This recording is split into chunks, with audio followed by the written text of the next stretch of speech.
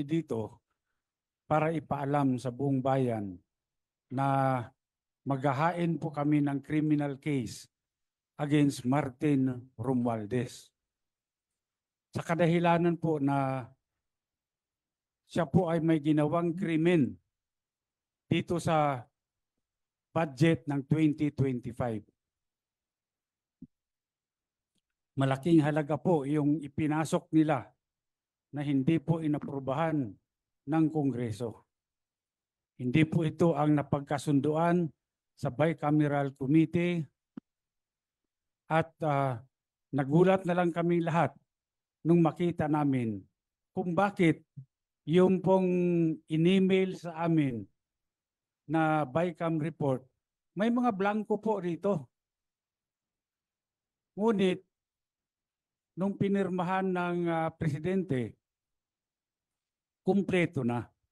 At nung tinignan namin kung magkano yung ipinasok nila na halaga, ito po ay nagkatotal ng 241 billion. Ngayon po, ewan ko kung matatawag natin na typographical error yan o grammatical error. Napakalaki po ng halaga. 241 billion. Wala pong ganung halaga ang inaprubahan ng Bicam. At hindi po rin yun ang inaprubahan sa plenaryo.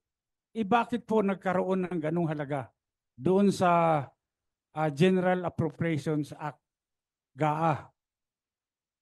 Kanya po, ako bilang isang nakaupong congressman, ay kinakailangan ding ipakita ko sa taong bayan na kung merong mali, siguro kailangan din natin panagutin kung sino yung may gawa ng krimen. At dito, dahil po ilang araw na kaming nag-request ng kopya ng enrolled bill, hanggang ngayon po tinatago nila sa amin yan. Hindi po nire-release ang enrolled bill ng House of Representatives. Ako nagpapasalamat sa lahat na kayo po ay nandito ngayon at upang malaman po, tulungan nyo kami para malaman ng sambayanan kung ano pong mga kalukuhan ang ginagawa dyan sa Kongreso. Tama po yung sinabi ni former Speaker Bebot Alvarez. Kasi maliwanag naman na dapat yung Bicameral Conference Committee report.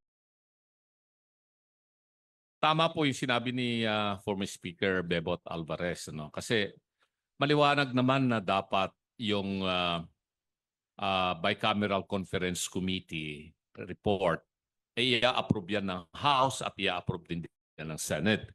Maraming blanco doon sa lumabas na mga dokumento. So, may narinig ako na statement, hindi ako nagkakamali, ay galing kay Congresswoman Kimbo. Ang nagsabi na yung technical working group ang gumawa na ng tinatawag nilang insertion based on kung ano raw yung napag-usapan doon sa bicameral conference. Ang tanong, meron bang records of proceedings doon sa Bicam? Wala eh. Meron bang journal of proceedings? Wala silang maipakita. So, dito siguro ay kailangang maimbestigahang mabuti itong mga members ng Technical Working Group. Technical Working Group sa Senado, Technical Working Group sa Kongreso, at sino-sino itong mga membro ng Technical Working Group. At mag-execute sila ng kanilang affidavit. Kung talaga nga bang meron silang ginawang insertion dito o ano pa man para ma-fill in the blanks yung enrolled bill bago ipinadala sa Malacanang. Yun lamang po yung gusto kong maliwanagan dito. Dahil ay statement nang galing yan sa balita na napakinggan ko at nabasa ko na statement allegedly ni Congresswoman Kimbo na yung technical working group ay pinunuan itong mga blanco na nandito sa mga dokumentong lumabas na mga BICAM report na may pirma naman yung mga members ng BICAM committee sa House at saka sa Senate. Sa tinagal-tagal ko ring staff, Speaker Bebot, dyan sa Kongreso magmula 87 hanggang sa Senado, ito lamang yung kauna-unahang pagkakataon. For many years na naging staff ako dyan sa Kongreso at pati dyan sa Senado, na nagkaroon ng bicameral conference committee na blanco na pirmado ng mga membro ng BICAM. At kung ito rin ay sinubmit nila doon sa plenary session para i-approvean nila, asan nga yung enrolled bill? Sabi nga ni Speaker Bibot, wala pa hanggang ngayon. Sa akin, yun ang aking pinagdududa na bakit nagkaroon ng ganon na mga insertion. Ano po yung particular na kaso na isasampa? At sino-sino pa ho ang sasampahan ng kaso bukod kay Speaker Martin Romualdez? At kailan po ito isasampa? Sa aking pagkaalam, pwede akong i-correct nung aming mga abogado rito kung meron ako makaligtaan na pangalan. Number 1, siyempre si Martin Romualdez. Pangalawa, itong si Saldico.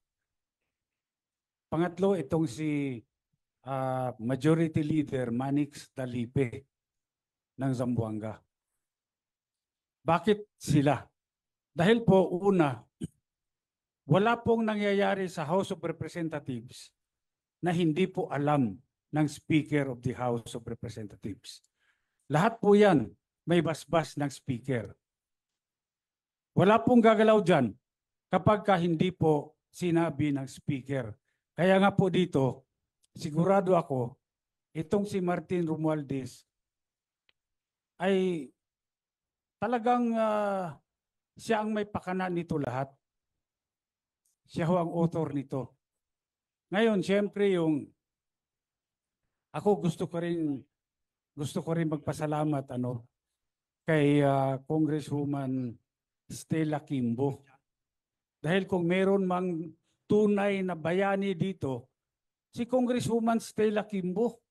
Dahil siya mismo ang umamin na maraming blanco ang BICAM report. Ngayon, bakit nagkaroon ng 241 billion na additional budget doon sa sa GAA na pinirmahan ng Pangulo? Ngayon, yung mga media, pwede rin nyo rin mag-request. Request nyo sa Kongreso kung mabigyan kayo ng kopya ng enrolled bill. Bakit mahalaga ang enrolled bill? Kasi dito natin makikita kung ang enrolled bill ba ay faithful reproduction kung ano yung inaprubahan ng Kongreso sa plenary. Dahil kung ito ay magkaiba, ay malaking problema yan. Hindi nila nilalabas yung enrolled bill. Ako may suspetsa. Anong problema? Ba't ayaw mo ilabas? Problema dyan, kung walang enrolled bill, yung liability magsishift, mapupunta sa Office of the President. Pinirmahan niya, walang enrolled bill. Sino naglagay ng blanco? Di sila. Kaya malaking problema. Siguro mabuti ilabas na nila yung enrolled bill para naman makumpare natin. Tama ba yan o pareho ba yan nung inaprubahan ng BICAM, inaprubahan ng plenary? Okay. Maidagdag ko lang sa laki ng problema nila, palagay ko that is the reason why sinulong nila kahit kapos na yung oras ng impeachment para matabunan ito, para yun ang pag-usapan, para yung oposisyon ang nasa defensive instead of us being on the offensive. Pero hindi po natin bibitawan ito kasi napakalaki talaga, 241 billion.